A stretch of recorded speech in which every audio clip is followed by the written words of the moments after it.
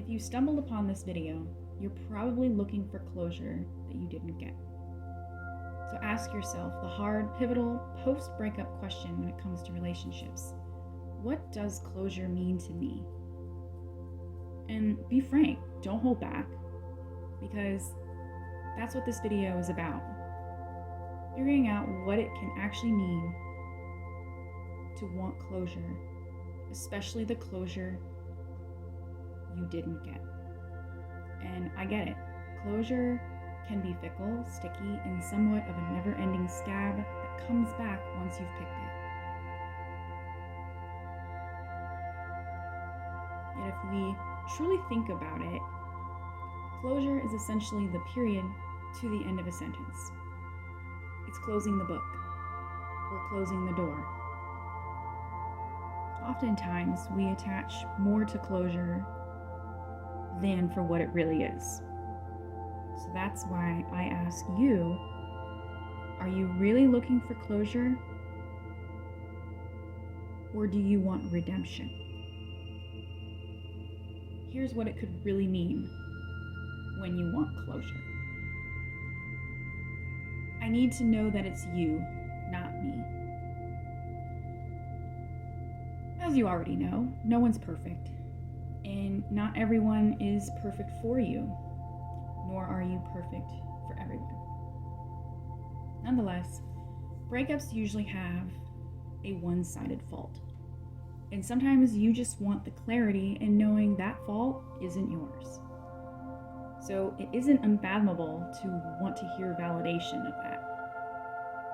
And sure, it might feel good to get that validation, but did it confirm what you really needed to hear? I want you to choose me. Take a small swig of this wisdom. You won't always be worth or meant for the picking. This isn't as harsh as it sounds, especially when I said above that you're not meant for everyone and not everyone is meant for you. You could be this perfect person or perfect partner. You may even be someone who has rarely experienced rejection. Yet, you won't always be what someone is wanting or looking for.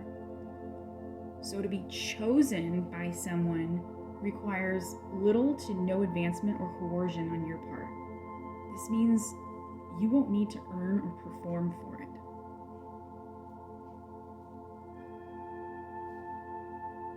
Let me change your mind. So you want to convince them to stay. You're hoping they'll come to their senses, or that they'll see you differently. Maybe you've taken strides to change or made certain promises. Either way, you decide as a last-ditch effort to be an unavoidable obstacle to divert their conscience or final decision.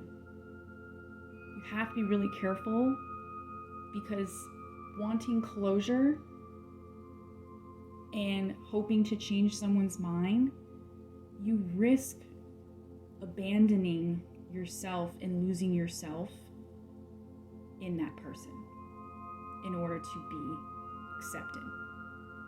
I like to think of it like this. It's like a pinball machine, except you're the little flaps that propel the ball, and you're hoping to send that ball where you want it to go in order to avoid demise. But here's the cold hard fact though. Regardless of what you might think, that's a position with very limited control. Now, I'm not saying not to fight for what you want or love. No. You should take a stand on your feelings. But you can also have the discernment of when to loosen your grip on what you can't control. Because it's as true as they say, if you love something, set it free. Love is not binding against one's will. It's freeing. I didn't want this, or I didn't get a say. This one can be incredibly painful, mainly because you probably feel your feelings no longer or never mattered. And this can be debilitating and traumatic to accept, let alone tolerate. That someone with the most power in the relationship is the person who decides when it ends. Let that sink in for a minute. Again, this really is just another uncontrollable aspect in relationships, but I try to see it like this. There's far more power, impenetrable strength, in a person who chooses to trust in the very thing that could easily destroy them. So please, if this is your situation, do not let this crumble your strength. I get the last word. Now, this doesn't have to mean maliciously either. Oftentimes, breakups fuel something inside people that had been tucked away or that they were unaware of until it was forced to breach the surface. Yes, this can mean saying all the things you've wanted to say over the course of the relationship, establishing the feeling of ending things on your terms, or it can be your last and final breath to peace. There are just some things that may need to be said aloud, face to face, for all ears to hear in order to move on, forgive, let go, and find acceptance. Just know that your words, as impactful as they are, may fall on deaf ears. So if getting the last word is what you want, make sure you do it for you. Another way you can do this is through writing, such as a journal or in a letter. I need an apology, or I'm hoping they will forgive me. Yes, I realize this one should have been number one, and I'm sure you felt this. But listen closely, because I say this with love for your heart and soul's healing. If they haven't apologized, it's either they aren't actually sorry, or it's because they are wounded themselves and they don't have the capacity to acknowledge the pain they cause others. And when it comes to needing an apology, the hard truth is you may never get one.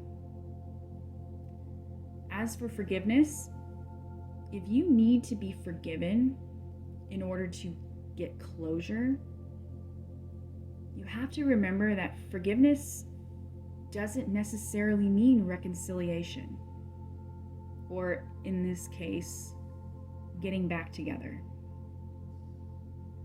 Therefore, forgiveness might not come in the timely manner you need or want it. All in all, if you take anything away from closure when it comes to relationships, make sure it's this. It becomes problematic when your healing depends on someone else or getting what you need from them. If you found this video helpful, please give it a like, and be sure to subscribe to my channel so you can stay on top of the latest videos.